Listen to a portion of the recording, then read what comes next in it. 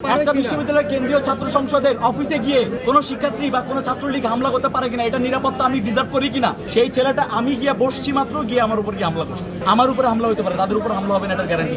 আমার সহবিজ্ঞান সহতত্ত্ব গবেষণা ছিল এবং আমার অফিসের একজন সহকারী ছিল, এই তিনজন তারা মানে আকস্মিক হামলা করে তারা পালায় চলে আসছে, এসে এখানে আসছে।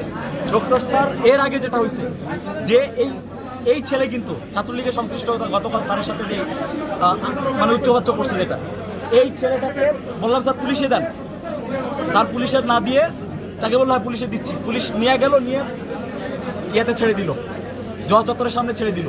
সেই ছেলেটা আমি গিয়ে বসছি মাত্র গিয়ে আমার উপর গিয়ে হামলা করছে। তাহলে এটা দায় আমি মূলত কাকে দিই? ওখানে সংশ্লিষ্ট যত সাধারণ শিক্ষার্থী ছিল আজকের এই ঘটনায় আমার উপরে হামলা হতে পারে, তাদের উপর হামলা হবে না, এটার গ্যারান্টি।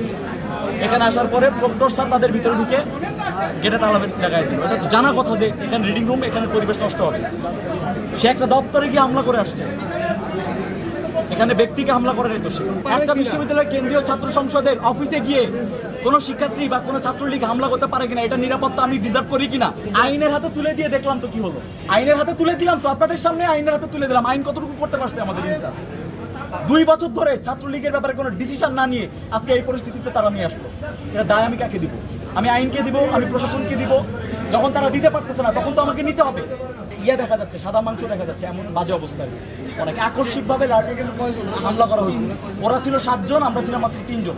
এবং আমরা জাস্ট বসে আমি তো সহতত্ত্ব গবেষণার সাথে কথা বলতেছিলাম, আকস্মিকভাবে তারা গিয়ে হামলা করছে। তাদেরকে ধরতে আসা হয়েছে, তারা পালায় ভিতরে গেছে। তখন কি স্টুডেন্টরা বা আমার হল সংসদ প্রতিনিধিরা, আপনার হল সংসদ প্রতিনিধি আর শিবির গুলা ফেললে তো হবে না ভাই।